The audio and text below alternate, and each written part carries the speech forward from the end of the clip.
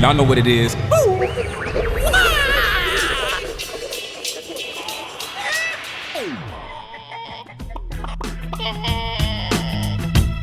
Hey everybody, and welcome back to Eggs. This week we're featuring Eggs Show alumni, the incredible Ian Foster. Ian made his first Egg Show appearance on December 20th, 2018, shortly after completing his time on Discovery Channel's hit series, Bering Sea Gold. Since that time, Ian's journey took a turn for the entrepreneurial. While finishing his master's internship as a social work counselor when COVID-19 hit, he and his fellow interns transitioned quickly to remote counseling using video conferencing technology. But it wasn't long before they discovered that the quality of the relationships they'd built with their patients was beginning to suffer. Ian stumbled upon the simple fact that screen edge cameras commonly used today create what's called a focal dilemma. A major part of interpersonal communication relies on making and sustaining eye contact, but nearly every webcam that's built in today makes that very challenging. That insight birthed CenterCam, a webcam that hangs to the center of your screen, allowing you to look right into the eyes of the person you're talking with online. It was a simple fix to an important problem. Joining us today to talk about his exciting new invention, the challenges he's had to overcome in producing a technology-driven product amidst a global pandemic, and how he managed to raise more than $2.2 million for his idea by crowdsourcing it on Indiegogo. Please join us in welcoming back to the show our friend, Ian Foster. Hey, Ian, how are you, man? I'm good. That was a great introduction. I should get you on board with my marketing team. Yeah, no, it's funny. Like I had to. When you're first starting off in a project, you know, you're doing everything. You're wearing all the hats. You know, I'm the janitor, I'm the marketer, I'm the engineer, I'm the customer support. I mean, that's how these things start when you don't have a bunch of funding behind you. And so I was also writing my profiles like Ian Foster, and it's weird to write about yourself in the third person. And it felt like I was back to my single days writing like profiles for Tinder or something. You know? Hey, he's really passionate about his, you know. That was a great introduction. Thank you. Yeah, no, I totally understand that. I've been putting in some resumes. I had a company that was interested in maybe hiring me away from my business, and they asked for a resume. And I was like, well, I haven't written a resume in 20 years. Like, I mean, I have no idea how to write a resume these days. And so I can relate to that experience just in having to put together, you know, like a cover letter and sit and, you know, try and create all these accolades for myself, you know, stuff that I don't think is all that important day to day. But, you know, for these guys that, you know, they're trying to make, you know, a justification for hiring somebody like me. So they're busy, you know, looking for what awards have you won and what kinds of things. And for me, that all just sounds like bloviating and horn tooting, and it sounds gross. And so, and then talking about myself in the third person, of course, is weird. Yeah. It's the nature of the game, and we play it as best we can. Right. Well, so a lot has kind of gone on since the last time you were on the show. And since that time, you've gotten married, you have a kid, you've got sheetrock up in your house. I mean, like, if anyone doesn't know where he's sitting right now is in the cabin in Nome, and he's got internet there. I mean, like, come on, man. And there's a big conflict. So, I mean, I spent the last, you know, I came up here in 2009, and then all of a sudden it became a quarter of my life. You know, it's weird how time flies. But when I came up here to Alaska, I came up here just to, you know, do a summer as a gold diver. And I loved the town, and I went broke that first summer. I didn't get a lot of gold out of it, but I loved the town. So I stuck around, and then all of a sudden, you know, it's 14 years later, but somewhere along there, I acquired a big stack of 2x4s and a big pile of 2-inch foam board. And I was like, hey, I should just put a cabin together. And then all of a sudden it became a proper house somewhere in there. And then, you know, I got drywall, and it's a testament to like scrounging and resourcefulness. But now, you know, times have changed a lot. I really love the fact I live about 5 miles outside of Nome, and Nome is 500 air miles from Anchorage, but you can't actually drive there. So you have to fly there. It's very remote. It's kind of this own island community. It's not an island, but meaning it's not connected to any road system. And so I live 5 miles outside, or about 10 miles outside of the actual city. So I don't have cell reception out here. And I didn't have electricity up until the last summer. I still don't have a bathroom, which is what we call a dry cabin. And anyway, so it's, but I moved I lived in a tent my first summer in Nome. So my standards are pretty low. So I can, if it's hard walled, that's like classy. But yeah, getting internet was kind of a weird situation. I mean, we've been doing some really cool stuff with CenterCam. It's growing, it's resonating with people. We've shipped about 19,000 cameras now, which is a big number. It's weird to say that out loud. Yeah. And so that being said, like I have to be connected. I spent a lot of time in transit, a lot of time, work until 1, 2 in the morning at a friend's house with internet connection where I was renting an office last summer. And so this summer I was like, yeah, let's pull the trigger. So I've got internet out here. And it's crazy. Like, it's really good. This is a better connection than I had in town, the internet connection that I have out in my remote cabin. It's really weird. That's awesome. But more importantly, I just had a kid. And I mean, I would pay so much more. Don't tell Alaska, who I'm paying for internet, about that. But I'm able to FaceTime with my little baby and from my cabin. And it's so amazing just to be able to check in, for my wife to call and say, hey, listen to the babble happening, and I can hear my little baby babbling. And I was just up. I've been here for about a month with a week break, and I'm here for another week. And then I go back. So I'm back and forth all summer. So it's really awesome to not miss those moments, Yeah. That's really cool. Well, and I was going to say, the real danger in you having internet up there is that inspires a guy like Mike, who fell in love with Nome also last summer, and is looking for remote opportunities as web developer that he might be able to facilitate from Alaska. So I think that you actually proving that it can happen is dangerous for us, because that means Mikey might be out of it. I actually, I'm really looking at Anchorage for winter this year, so. That's awesome. It might happen. Yeah, it was a little more connected in Anchorage, but if it can happen in Nome, it can happen anywhere. Yeah, that's true. Which is kind of scary. I mean, I was a little bit ethically, I don't know. I mean, it wasn't an easy decision for me to get internet in my cabin. And I know nowadays everybody wants internet, but for me, some of the magic of this cabin specifically, it's quiet, it's remote. You walk out on my back deck, you see nothing but a wild Alaska river valley. And I love that part of it. And so getting internet was kind of like, I like the idea of being disconnected. I'm sorry, what'd you say, Mike? I said, and Zeke's yurt. Yeah. Yeah. Well, okay. If you look that way, you get wild Alaska. If you look that way, you get, my miner friends that have all of their miner crap in their backyards, just like me. So. Yeah. That's awesome. Well, Ian, maybe let's talk a little bit more about CenterCam. So obviously we teed it off in the intro, but I wonder if you talk just a little bit more about sort of the early days of the process. What was the problem you uncovered, which I think is something that, especially people who are working remotely and stuff will be able to, connect with immediately. But then also just sort of start the process of how you went from, I guess, idea or something written on a napkin into something real. Yeah. Well, I'm glad you mentioned napkins. There have been napkins involved at various stages of this process. That's not just a metaphor, like a metaphor, like it's real. Like napkins work just as good as paper and computers sometimes when you're trying to jot it down. Well, it all started here in Alaska. I developed a really weird skill set that for a long time, I didn't know what it was.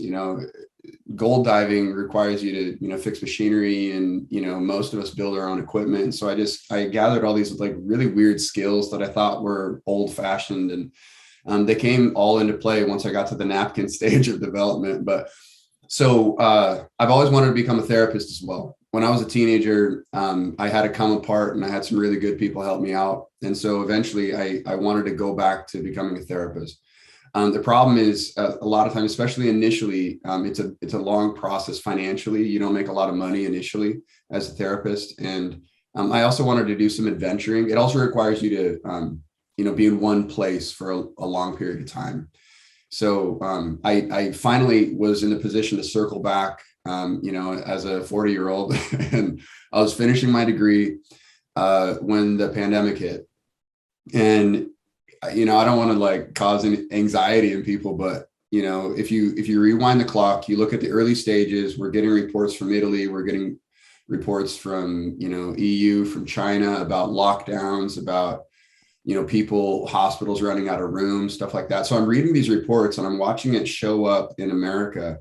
And all of a sudden, there's a tremendous amount of uncertainty at that time. Our schools, master or social work schools shut down their internships just from a risk standpoint. I was doing one at a residential treatment center, and I was working with youth as a substance use counselor. So I'm going into this treatment center, and I'm having these great meetings with these kids. March means that I've been working with for a few months, and they're starting to do the work. And then all of a sudden I can't go and meet them in person. And so we built relationships. We had started to do the work. They knew me, I knew them. We knew what to expect. That's when the work starts in a therapeutic relationship. And all of a sudden I can't meet with them in person. So we switched to remote, and I donated a smartphone to the school, and we made it a dumb phone. We basically, it only ran Zoom. That's the only thing that smartphone could do is run Zoom. And so I'm putting a phone in the hands of some kids that had tech addictions, and they're just looking at it because they haven't had a phone in their hand for months. And, it's back to that land for them. But anyway, but they're looking all over the place, and I'm looking all over the Zoom screen. I'd been on a lot of Zoom conferences, but they were multi-people conferences. They weren't like one-on-one trying to, facilitate, therapeutic environment, and which is different and tricky anyway. And anyway, it fizzled so fast. It was really startling. We had bad internet connection. We didn't know where to look. And I mean, I think I had a couple of kids were just showing up because I think it was just a break from school or something. But a couple of the kids we had a really good relationship with, and even those kids, after they tolerated it for like 3 visits, and it's like we both just decided this isn't really working. So, and that's where it ended, and it sucked. And the paradigm, another paradigm that I've tried to adopt isn't just looking at the problem and complaining. It's looking at, well, what can make this problem better? And I've been doing that for years. And so I applied that to here, because when you look at the pandemic and the overwhelm that we all felt during that time, and all the things that are out of our control, like governmental policy, CDC, locked borders, all that stuff, that's way beyond all of our pay grades. Like we couldn't do anything about that. So you go down the list of, well, what can I control? And I got to the question, well, what could make this video conferencing suck less? And I started imagineering that, it didn't involve a napkin yet, but I was just thinking, well, what if the focal angle changed? And, what if the camera was in the middle of the screen? Which, I mean, to me, that was a new idea. I've since been in contact with a lot of the people that have been in the development of middle screen webcams and such. And I'm not the first person to have the idea. There have been other teams working on it. But the timing, I hit the timing right. And my application, the way I did it with the clip, that was unique. Top-down orientation. There are a lot of things that CenterCam did differently than some of the other people that were working on it. But frankly, the timing was just great. Everybody switched to remote all of a sudden, and then everybody was confronted with the same problem I was. Like, why does why does video conferencing suck? Like, yeah.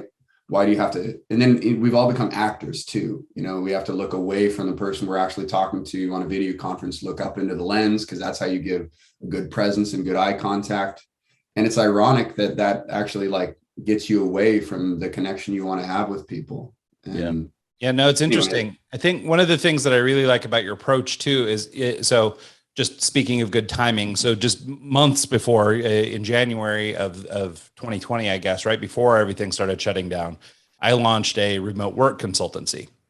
And it just, by random happenstance, just good timing. I had already put together a podcast and some other stuff on the topic. And so it seemed like a thing to do. So I started pursuing that. And one of the things that we discovered was the same thing early on. And one of the things that I think is interesting is that so many people's approach to it was a software solution, right? How can we make this more fun? How can we make this more entertaining? How can we do more with the platform? But what I like that you did that's different is that you actually built a piece of hardware that made made the situation different, right? Because I mean, it wasn't an idea, or it's not a problem of making a Zoom call more fun. It's really a problem of making a Zoom call more human, I guess. And I've always used this metaphor, this idea of different modes of conversation, and like how good they are for you. Like if you were to think of communication in the form of being satiated from like a glass of water or something, right? And maybe an email or a text is really low on that list, right? It's like an eighth of a glass of water, so it's communication, but it's not very satiating, all the way up to video call, which is pretty darn good. Maybe it's 80 or 90%, but it's like, you're still only half satiated, and then at the end of the day, the real connection is real life. And so bridging that gap between real life and virtual communication, I think is critical, as you stumbled upon. But like I say, I love your hardware approach versus just trying to, crack the software code. Yeah. Crack it and just add a filter on me that looks like a cat. And then that made all the difference. Yeah. Man, I'm not lying.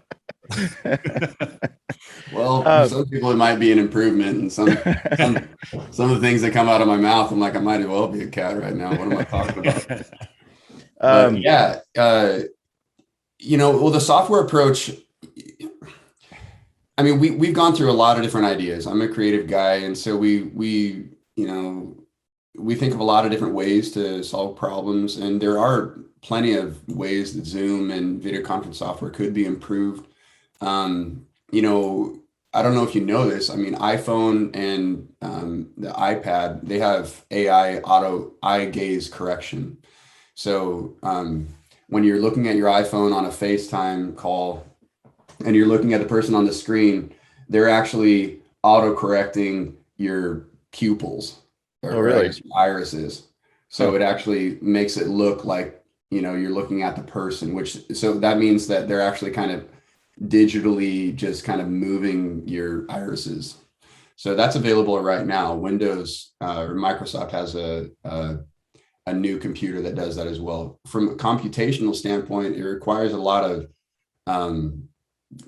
computing power to be able to do that. So there's only the newer computers can do that. And so it's going to be interesting to see what the dynamic is. I haven't used it. I mean, I've used the iPhone eye gaze correction. Some of it's good, some of it's kooky. It's kind of weird. It doesn't really look natural. So it's going to be interesting. So we're taking a hardware approach, and some big tech is taking a software approach, and we'll see where the dust settles. Yeah. I mean, our strategy. Sorry to interrupt, Mike. Oh, you're fine. A little bit of a delay. Our strategy was to do what we can, and I didn't have the funding to take a software approach. I mean, I know the guy that sold the patent to Microsoft for eye gaze correction, and he sold that patent back in like 2006.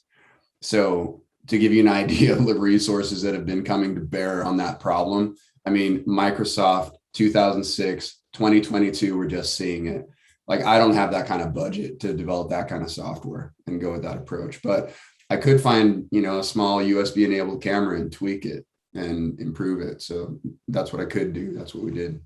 That's what I was going to just ask is, you're obviously using the camera right now. Yeah. Do you by chance have another one sitting by you where you could show it? Yes. Hold on. Oh. Well, while he goes and looks for one, maybe we'll just talk a little bit about that, because I think, what I think is so interesting or cool about his product is basically it's the simplicity of the thing, right? I mean, it's not an overly complex device. It's basically a clip attached to a webcam. And like we sort of alluded to at the top, it's a simple solution, but it's a very important problem. And so I really like the approach and just sort of the simplicity of installation. Yeah, and thanks for using our tagline. It's funny. I did a lot of the video editing of myself, and I come from media back in the day. I did a lot of video and editing of people, and I mean, even if it's your friends, as a subject of editing, when your friend doesn't say something like quite right, you start just like kind of cursing at the person, because you end up looking at the same frame 20 times, so it doesn't change when I'm editing myself in a video timeline. I get really frustrated with myself. Why did you pause? Why did you breathe? All of that stuff. But CenterCam, a better connection, an important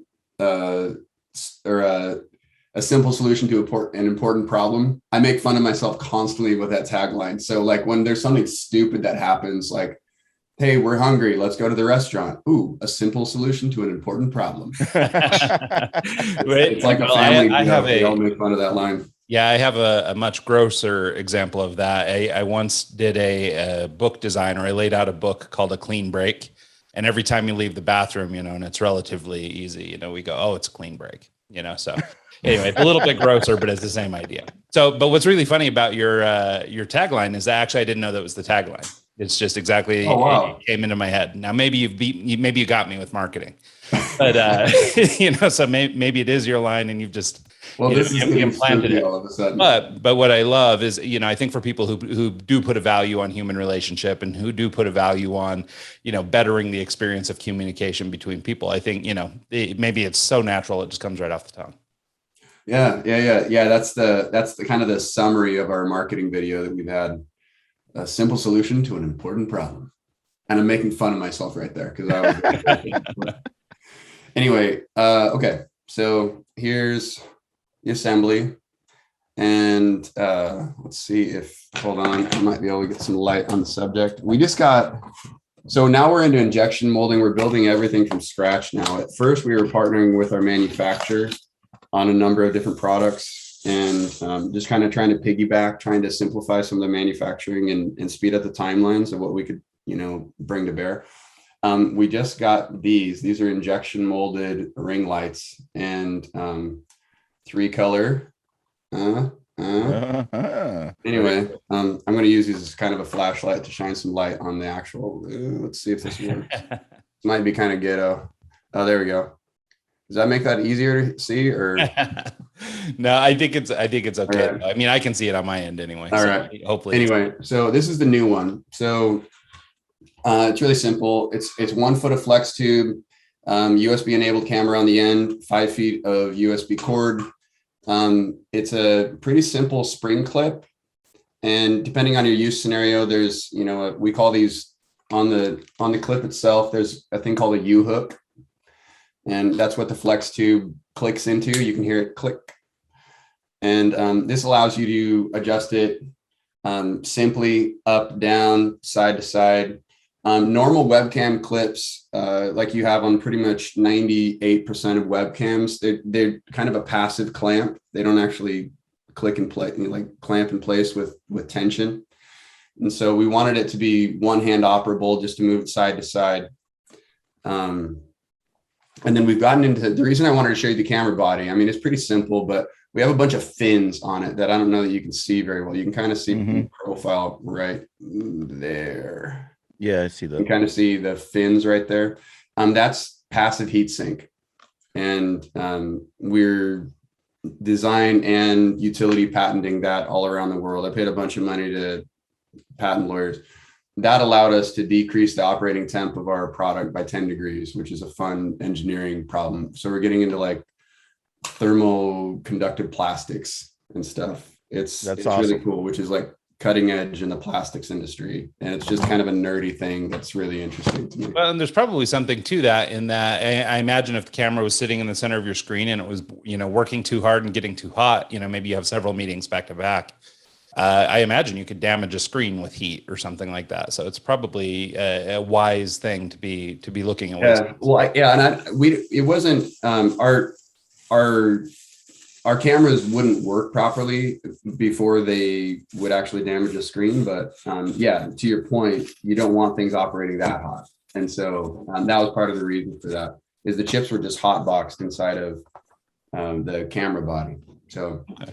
Well, maybe we've been taking kind of the ready, fire, aim approach. And I wonder if we could maybe get into that a little bit, because I think that's what's, especially for young entrepreneurs, people who are just getting started on a business, or maybe they're going to build a product, something like what you're doing. I think that there's this onus, because you see all these things out, in the market that are so incredible nowadays. I think there's this idea that you need to be perfect, or that the idea needs to be fully baked or whatever. And so a lot of people just don't start, right? It seems overwhelming to get to a certain level of doneness. So they just don't get going. And so, we talked earlier about napkins and things like that coming in, but I wonder if you talk about sort of just the early days of the process and like maybe what came first, chicken or the egg, or raising money, or, doing things on your own. Like how did the actual process of, I guess, bootstrapping this thing together get started? Yeah. So I had a pretty clear idea in my mind. So at this point, I've imagineered a lot of different projects. I mean, my cabin that I'm living in right now, it was, an imaginational project for a while. And then, I use napkins and scraps of paper to kind of imagineer it, visually. But now I have a pretty good process just in my mind. So I kind of understood generally what I needed. And then it was just a process of jumping in and trying stuff. So when we launched the Kickstarter, we had developed a product over about 8 months, and they went through a lot of different iterations. But even when I launched the Kickstarter, we had a functional model, but I wasn't satisfied with it. But that was enough to prove the idea. The agreement that you make in Kickstarter is that this is the idea, and we're going to finish it. Some people, there are a lot of bigger companies now that are using Kickstarter as a marketing tool, not as an innovation and idea proving tool. The numbers are a little bit better on Kickstarter than Indiegogo, but typically, 20% of campaigns actually send out a product. So there's a tremendous amount of ideas that get funded that actually don't ever get to a person. Huh. And there's a lot of reasons. I've had some friends that have had situations like that where they've, in good faith, they've started a crowdfund campaign and they haven't been able to ship product just because of internal, external stuff. And, it kind of sucks, but that's the reason. That's part of the excitement of going to crowdfunding sites. Anyway, long story short, we had a pretty decent prototype when we started the Kickstarter. I was there when you got the prototype. The first one. Oh, yeah. So I'm in Nome and I get the first, some of the first prototypes. You were there for the first FlexTube prototype. Yeah. So I had already gotten just a USB enabled camera on a dongle USB cord. And then so duct tape and zip ties. That's what I used for the first FlexTube, for just to put it in the middle of the screen. And, Anyway, to summarize, I mean, I can go, this has been a 3-year process for me. So let me just summarize that. Jump in with what you have. Doesn't matter how cheap or crappy it is. You don't have to go public with it. But just jump in and see if it sucks or if you're on the right track, and then take that, prototype and go to the next step, and then draw and consistently. I consistently ask myself the question, how could this be better? And what's the simplest way to make it better? And I would go to that, because everybody that looks at it, they're like, oh, that's really simple. And I'm like, yeah, it was really complicated to get to simplicity, but yeah, it's pretty simple. That's what we try to do from a design standpoint. I have a lot of examples in my life of people that overcomplicate simple things. And working with Discovery was that, sometimes the real life story was better than the narrative, but certain creative people, they have to put their stamp on it. So they actually change real to unreal. And then that was what aired on the show. And so I have a pretty extreme aversion to changing things unnecessarily. I really like things to be simple. Well, I wonder if, and maybe this will require you putting on your therapist's hat, but so one of the things that, I'm taking from what you're saying is basically, you were able to supersede, I guess, sort of a fear of trying, right? I think that this is what keeps people from doing things. They feel they don't have the knowledge, they don't have the skills, they don't have whatever, and they're not willing to put themselves at risk, right? They're not going to put themselves out there, even if the risk is very low, really, okay, I'm not an engineer, but I could still draw it on a piece of paper, right?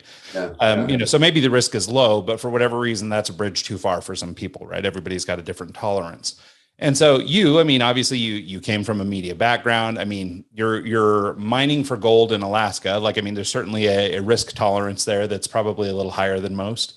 you might be more willing to try. As you mentioned before, you've got, sort of your mining friends and things like that who are building their own equipment and stuff like that. I mean, there's already kind of an innovative group who are, I guess, confident in their ability to create something with their own hands.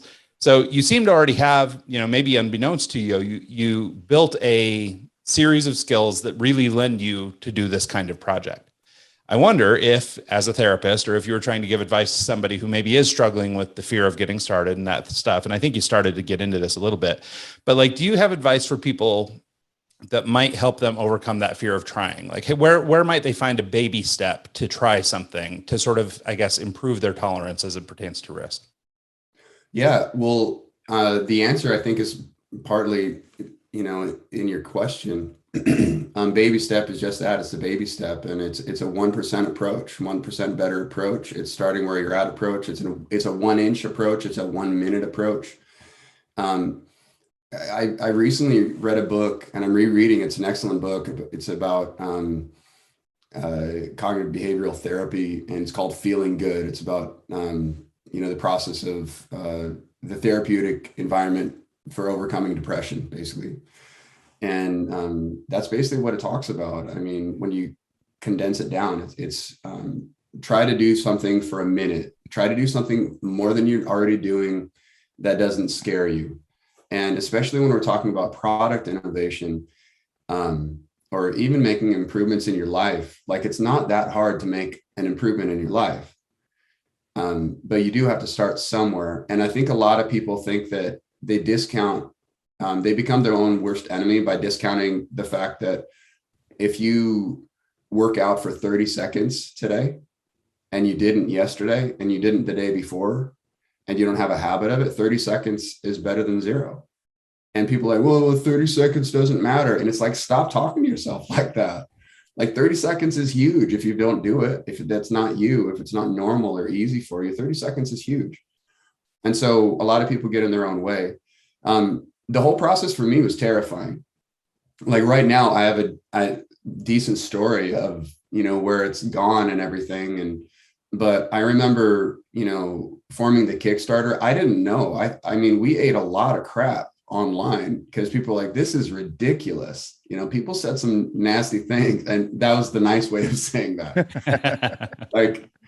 like my favorite troll comment that we've gotten is, hey, this product is great, period, for me to poop on. So like we've dealt with some adversity, and it didn't just happen. Like, I remember my days on Discovery just feeling so self-conscious, and I didn't even watch the whole series. I watched some of it, and I was just so self-conscious about the things that I would say. I mean, my voice cracked sometimes. They're just like, anyway, it was really, a lot of it was really embarrassing, very, very difficult for me, but that built muscles. And so when you rewind the clock to your question, like, well, I was 1% better. I didn't stop. And I also had the benefit of a lot of the things that I'll call failures in my life. And what I realized was that most of those failures, the common thread between the failures was that I just didn't stop. They weren't bad ideas. I just quit them. And that's different than doing something you shouldn't be doing or doing something stupidly or whatever. And most of the time, and you'll find this, like I've read some war memoirs, and General Patton, I mean, a lot of times he said that, a lot of times a bad plan executed vigorously will win over a good plan executed timidly. And so when you process what that actually means in our lives, like there's a tremendous amount of room for error and still experience, what we call success. But when you quit, when you stop, when you start saying mean crap to yourself that your friends wouldn't even say to you, that's stuff that you got to get under control. And I've had plenty of that stuff, and I've had plenty of time I've said some mean things to myself. I've had to work on that. I've had to change my relationship with myself to get here. But yeah, the original question, 1% better, start where you are. Don't discount the fact that if you're doing something today that you didn't do yesterday, that's a win, and celebrate it. Yep. And give yourself credit for it. Yeah, I think that's a great insight. And I think too, just to, I mean, I guess sort of add to it or even add, just one more layer to it is I think you're right. It's obviously just baby steps, do these little approaches.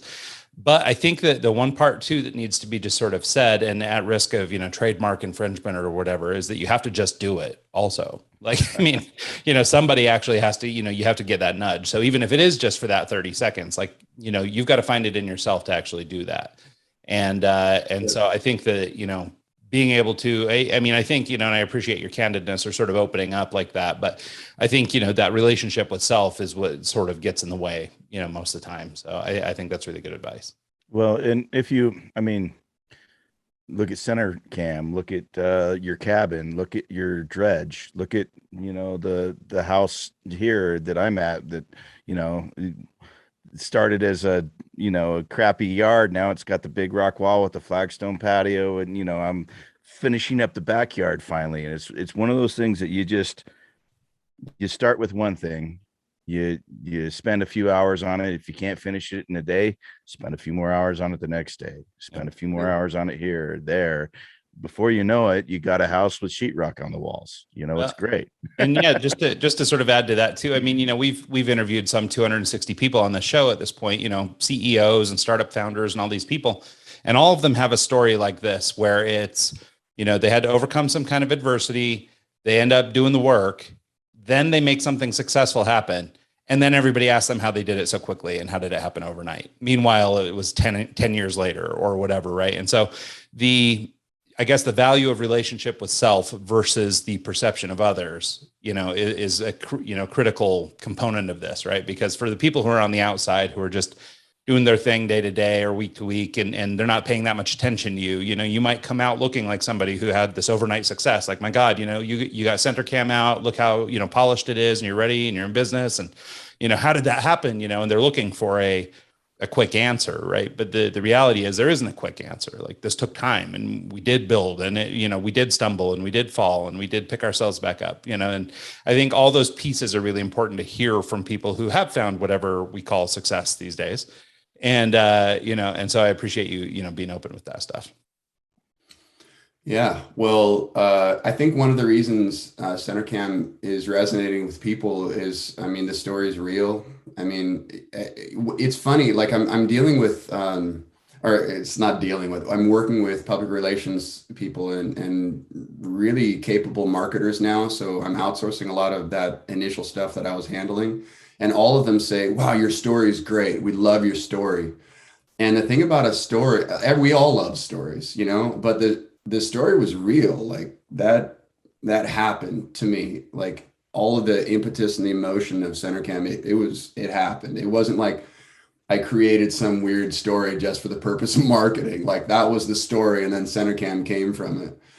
And I think we kind of lose track sometimes of, our reasons and motivations for things. But, I guess to the bigger point, it's tough when you're in front of a lot of people to make these kinds of adjustments. And, 5 years ago, 3 years ago, even, I guess 2 years, well, 3 or 4 or whatever, I don't know that I would have had the emotional resilience to be able to handle some of the criticisms we've had, some of the problems we've had.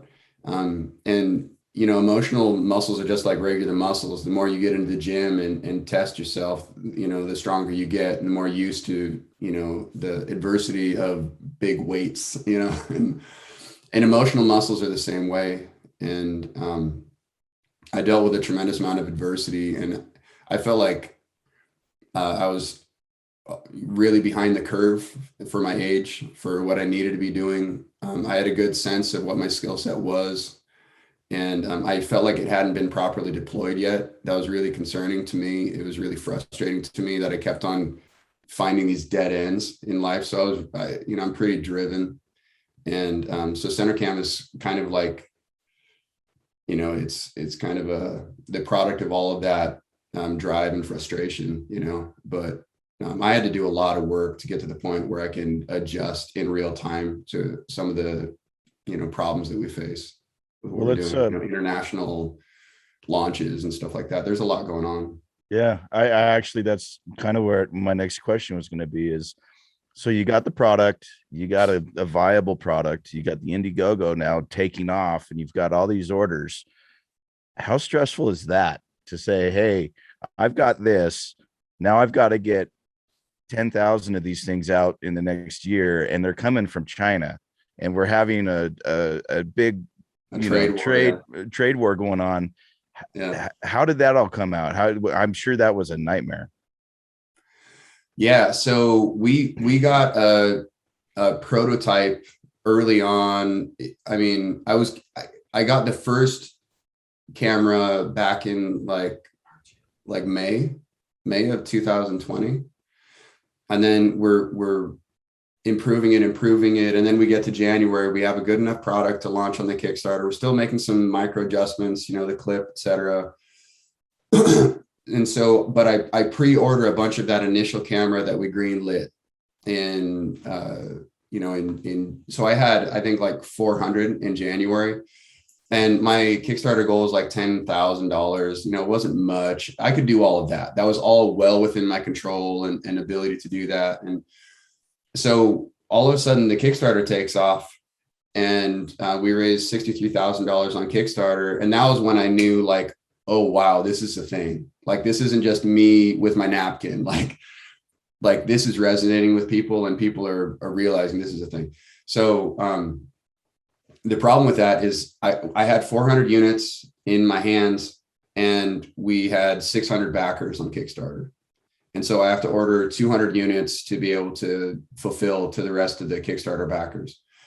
And so we transferred over to Indiegogo. Indiegogo has a platform called In Demand that allows crowdfunding platforms to continue to raise funds in between the end of the crowdfund and when they actually get their product. So we just transferred over to Indiegogo. That's how that happened, to continue that process while we were getting more cameras. Because at that point we were like, well, we've got cameras, we have the finished product, we can just start to ship these things. And then our manufacturer kind of went radio silent for a minute, and they're like, yeah, everything's fine. And then all of a sudden, like, usually we'd gotten product in a month's time when we ordered it, but we're going on to 2 months, and they finally tell us, like, hey, we apologize, we actually can't get the old chip that we've been getting for this camera, and so we're having to find a new chip, and then we're going to have to make sure it works to our specs. So this is like April now. I've been crowdfunding on Indiegogo for like 2 months, telling people, yeah, it's on the way, or soon anyway. And all of a sudden I have to pivot really hard. And like, I know what my intentions are and what my integrity is. And it's not like we had a bunch of expenses. We were all working remote, so we didn't have like office expenses and stuff like that. We had a bunch of money, but we couldn't spend it. Like, we couldn't buy product. And my integrity has never been so precarious as when I was messaging our backers about what the status of this endeavor was. And what I mean by that is that, I couldn't go to China. China's borders were closed down. I would normally just get over there and, physically see and experience that firsthand, but I'm having to go through English second language manufacturers and to try to figure out what the actual status is. We try to find other chips. Now we're actually building 2.0, so we're dealing directly with a chip manufacturer, but that process, I mean, it's a 6-month-year process, and the quantities, they don't even want to talk to you unless you're like talking 50, 100,000 units. So there's no way I could do my usual, like, bull in a China shop, find a solution, to this. Like, I just had to wait, and I had to message as best I could and about what was happening and let people know, hey, we're waiting for a good product that we can green light. So the chipset shortage, when people were reading about that affected us. That affected our whole endeavor, because it's chip based. So we had to switch to a different chip. Finally got those models in like September. We've been crowdfunding, and it's been taking off. I mean, Indiegogo hit hard. So we've been crowdfunding for like 6 months, I think, on Indiegogo before we were actually able to ship. So, and that wasn't the original deal. And that was where my integrity was kind of, precarious, because I had told people one thing and then things had to pivot. And I was, honest about that. But it was very difficult because people were like, wait, what? And that was understandable, but man, it was stressful. We're finally, and then it takes time to like actually get the product. So we actually finally had the resources to get ahead of the curve. So we're expecting that to happen this week. We have a bunch of cameras in the mail. So, I mean, a year and a half after we started crowdfunding, we're finally able to have extra inventory to begin drop shipping. It's been a tremendously long process for us. Yeah. Back to your question, Ryan, like that 1%, like I couldn't, if I had known the stuff I would have to deal with, I'm not sure that I would have started. I mean, it's crazy, but you deal with one problem at a time and you start where you can. And there's some days, the last couple of weeks have been pretty crazy not for CenterCam reasons, but for other reasons, but still CenterCam is happening. And the only way you handle it, you can get overwhelmed or you can just start doing what you can. And that's the only way to decrease some of those anxieties, Yeah. I think there's a little, takeaway right there too. This idea, really, you can't control everything, and you talked earlier about, like border closures, things like that. I mean, obviously we have no control over that stuff. So controlling what you can control is a great way to alleviate anxiety, right? Obviously you can't control a global pandemic. You can't control the rate at which a tanker comes across the ocean. You can't, you got nothing for any of that stuff, but you can talk to your people. You can, explain to them what's happening and be honest with them and, stay true to your sort of integrity and everything by, communicating the best you can. And some people will be upset, but most people will probably go with you. And, but I think that being able to, I guess, put yourself in the frame of mind where you're really only focusing on what you can control, I think is something that a lot of people struggle with, especially in kind of a social media world. Pretty easy to get caught up in the problems of other people or the wants or the needs or the, how come he's on vacation and I'm not, and how come, all these kinds of things. And so it's really easy to kind of get out of yourself and into other people's business. And so I think it's really important to do that. One of the things I wanted to ask you too, and this is maybe kind of a growth question, is something about knowing where you are. So your business is obviously growing. You're finally now getting some inventory and getting out ahead of orders, which has got to be a giant relief after these last couple of years. But, so much like advice for young entrepreneurs, doesn't always get people where they are. And what I mean is, sometimes you've got the billionaire taking millionaire's advice, the millionaire taking, the billionaire's advice, and none of that stuff is applicable to the, startup founder, for example. And I know, and I can sort of say, just even in my own situation, I had a little product I was trying to launch sort of pre-pandemic. And one of the problems, or one of the things that got in the way for me, is I started trying to solve like drop ship, trying to solve software dilemmas, trying to solve all these problems, right? Before we ever even launched a product or even knew if it was viable. And so I was way down the road and I was trying to solve the problems of a much bigger organization before, doing the things I need to do.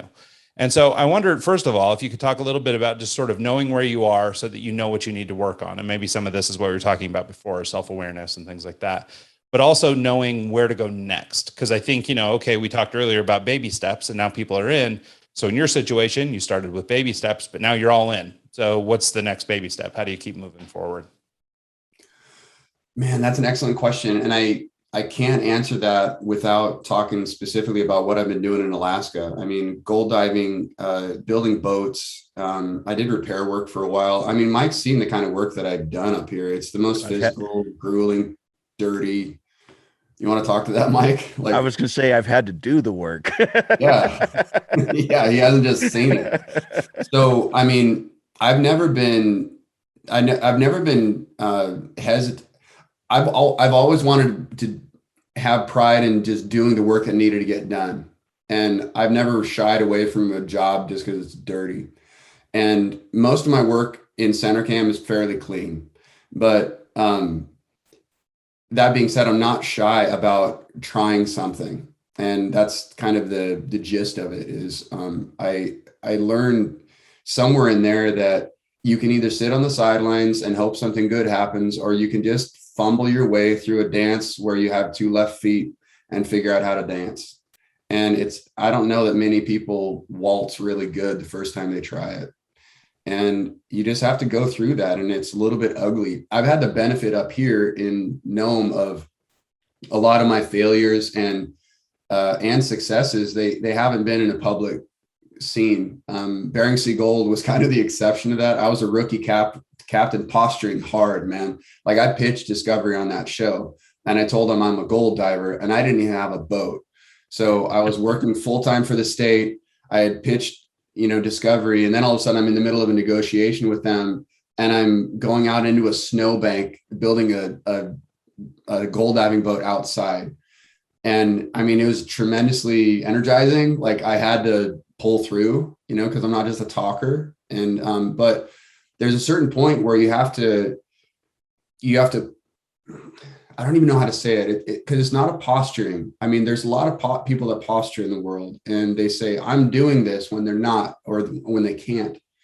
And, there's a lot of people that, they call themselves whatever, I'm a creator, I'm a model. That's like a famous thing. I'm a model on Instagram. And it's like, well, when's the last time you got paid by a client for modeling? Yeah. And the answer is you're not a model until you're getting paid for it. So there's a certain amount, but that being said, like starting to frame it as if you are something, that's important.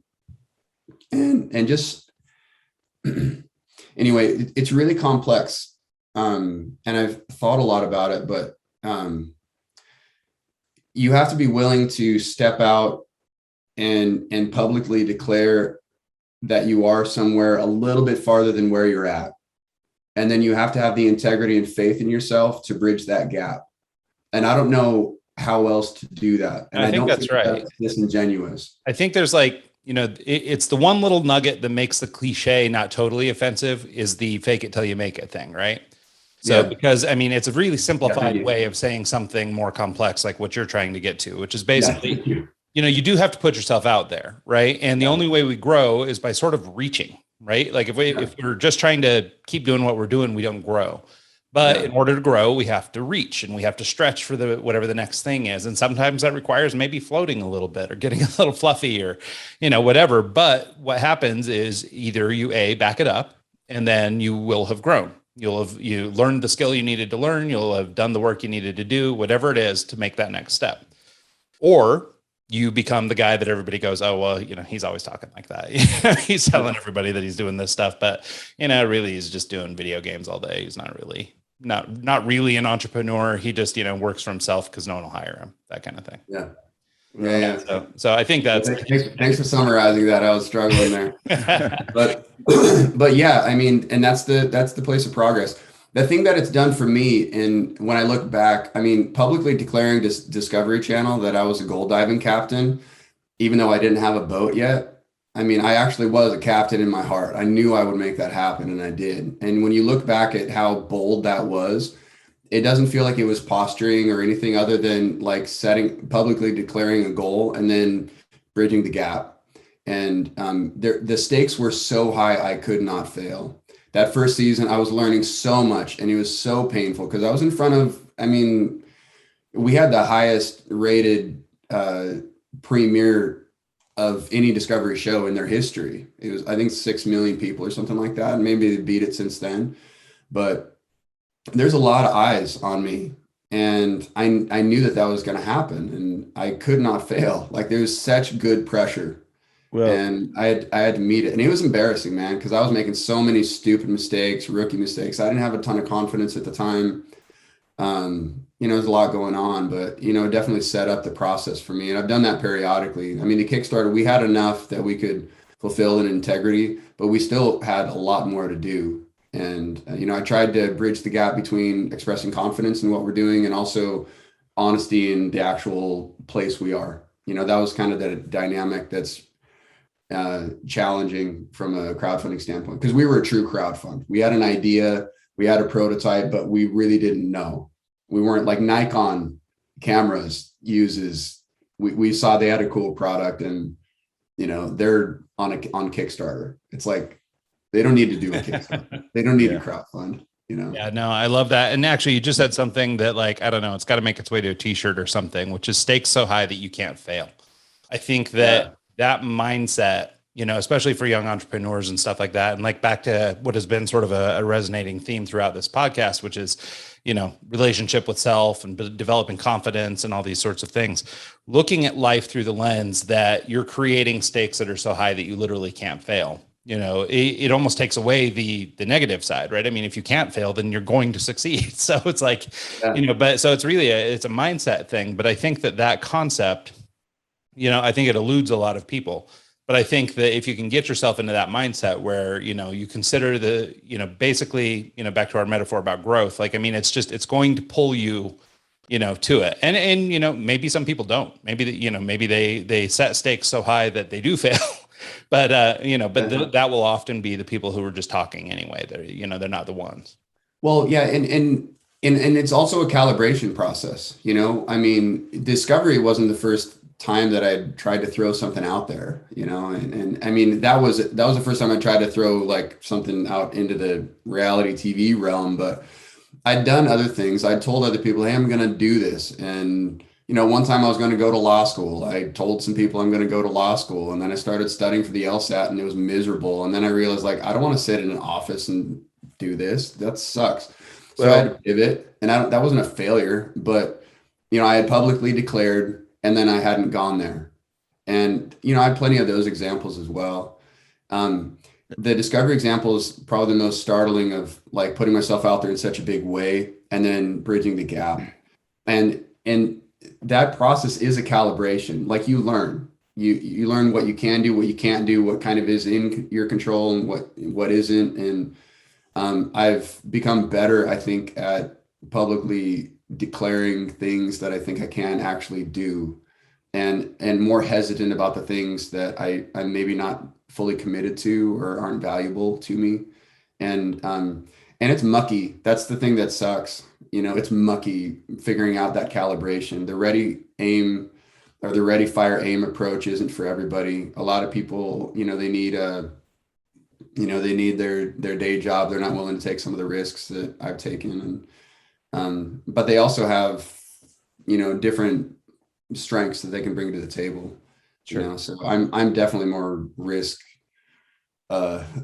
comfortable than a lot of other people. But back to your comments earlier, right? I mean, it doesn't always have to be starting a business or developing a new product, right? I mean, your baby step or your thing that you might set stakes for is a weight loss goal, or is I don't know, somebody, you want to run a marathon or something like that. And, right now I don't get off the couch often enough to run a marathon. So that's a big goal, right? There's a big gap for me to fill.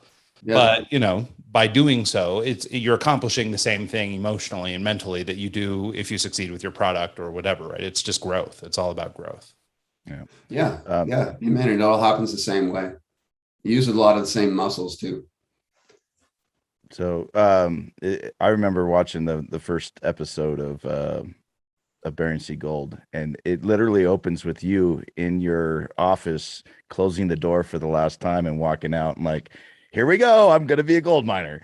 And just watching the evolution of Sluicy 1.0 to your current dredge. I mean, it's a big change, and it's just a testament to the drive of I'm going to do this, I'm going to make it work, and then solve each problem along the way. I mean, while we were there, your pump motor blew up, and watching you fix it and like all the steps you had to do to source a new motor, go see him, go do this, go oh crap, now the fitting doesn't work, let's take it off and do it again. It's like I think it's just part of the process of running a business. I mean, any business, anything that you do, any endeavor that you would take, you're going to have hurdles along the way. You're going to have like a good example of, not to the extent of I'm on Discovery and 6 million people are watching me fumble through this. 2 years ago, I started a landscaping business. I said on here, I'm going to start a landscaping business. And sure enough, I did it. I did 3 or 4 small projects, but after the first summer of doing it, I realized I can't do this. I don't want to do this. There's no joy in this for me. I enjoy doing my own projects, but getting told by someone, fix that, do this, do that, not my cup of tea. And I realized that by doing it.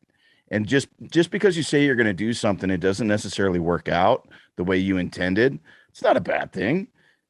So what? Start over. I started on that. Go find something else and do another project. Make it work. Find the one that's going to work for you. Find the CenterCam. You know what I mean? Yeah. So it's just a matter of your outlook and why you're doing it in the first place. For me, that landscaping endeavor that helped pay my bills during COVID when I lost all my gigs, and it served a point and a purpose. And yeah, it sucked. I didn't want to do it, but it is what it is. I got what I needed done. I was able to, get through that hard stretch, and now I don't want to do landscaping anymore, and there's nothing wrong with that. So I just there's yeah, you might say you want to do something, and if it doesn't come out the way that it's in your head or work the first time, there's no shame in that. It just Yeah. I mean, and that goes to the recalibration. There's certain things like I was doing the same thing. I mean, I was in between businesses. I was totally broke, and I had a skill set that paid decent money, so I started doing repair work. And like at that point, I had an MBA, and I'm like fixing toilets, and I'm leveling houses. I was confronted with that every day. Like, what am I doing? Like, I have so many skills to offer, and I'm underutilized right now. And that was the biggest thing that was a driving factor for me. And I had a lot of emotional stuff going on in the background. Like, I put a quote on my wall that said, "Screw your feelings, act." It didn't say screw, it said a different word, but for your listenership. But the idea was like, I had to confront a lot of my negative psychology directly. It was a battle. It was a war. It was very difficult. And I had to overcome a lot of that static of like, just that self-doubt and that negative self-talk and stuff. And what I found as I was in some difficult emotional places is that one of the big things that helps is if you just start moving, you start doing something, just because it's easy, especially if you have an office-based job, just to kind of get sucked in your computer, but move your body, go have a conversation with somebody that knows about what you want to do, whether that, like to your point, Ryan, whether that's weight loss or whether that's relationships or whatever. I mean, it doesn't have to be business related, but go and talk to somebody that knows a little bit more than you do about something. Just move your body, talk. And most of us don't go into a talking like a social engagement saying, "I'm so depressed. I'm so," we don't go into that. Like we put ourselves together at least enough for someone to actually meet us someplace. And so that very act of movement of actually prepping to be with somebody, like I knew that about myself. I'm not going to bring people down. I don't want to do that. So even if I'm in a bad state inside, I'm not going to portray that to other people. But the cool thing about that is as you put yourself around other people, all of a sudden you have a little bit better energy. And I just started doing that when I was in a bad place. And I realized like there's some magic that happens when you just start moving your body. And so I just started doing that more often. I constantly have to do that. I have a never ending to-do list up here. The work is never going to be finished up here in Nome. And it's overwhelming. So, you just have to do what you can. And then you have to go to this Zen place of like, okay, now it's done. I'm not going to do any more today. Like, and it's okay. And to your point, Mike, when I look back at Sluicy, like I want to pat like my first gold diving boat. I want to kind of pat that little Ian on the head and say, "Oh, good try." Like where the boat is now, what it can do, how it's doing it, it's a whole other world, but you have to start somewhere. And that's what I mean by the ready, fire, aim approach. You put your rifle up, you shoot, and then you see where it went. And then you adjust. Like, oh, it went to the right. Okay, now I can go back to the left. Shoot. Okay. It's different than, having a rifle that's sighted in that, like when you actually shoot, you're going to hit your target. It's different. It doesn't happen like that. Well, but a lot of people, especially when it's public, it's really hard to like shoot that shot in front of a bunch of people when you're just starting. It's hard. Well, that first shot too, I mean, that rifle's sighted in because someone took the shots necessary to sight it in. So if you don't try to take that first shot, the sights are always going to be off. And once you do it enough, it's easier to dial in a scope for the next time, the next gun you get or whatever. It's just a metaphor, but it once you do it enough times, it's easier to kind of get systems in place and figure out what you need to do for the next project or this or that. Yeah. I like the point you made real quick. Hang on just one sec, Mike.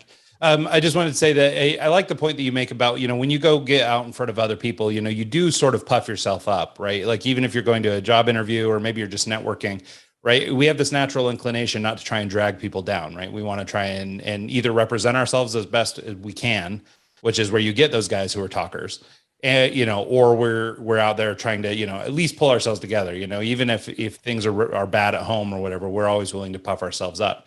But what I think is interesting about that is that it's almost a metaphor or a recurring theme for you that you were doing this, puff yourself up, rise yourself up kind of thing throughout your career. And now you're trying to do it digitally. And basically you're doing the same thing. You're allowing people to be able to puff themselves up and look better and present themselves better via this technology. And so I think it's kind of interesting, just looking at these sort of past parallels to what's going on presently and how that sort of ethic, I guess, has sort of gone throughout. So I think it's a cool story. Well, I think you have a good future in therapy too. That was some good shit right there. All right. Well, I think what Mike was starting to say is that we're getting to the end of the show, and obviously we could go on for some time. There's a lot of ground we haven't covered yet, but I wonder if you could maybe just let people know where they can learn more about the product, if they want to engage with you personally. Maybe there's a place they can find you online, and any other parting shots you might have. Yeah, thecentercam.com. Is our website. So you're welcome to go there, check out our products.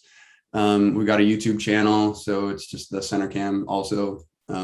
We have some stuff there. We have an active Instagram handle, which is also, I think that's just CenterCam on Instagram. And then my personal Instagram is the real Ian Foster.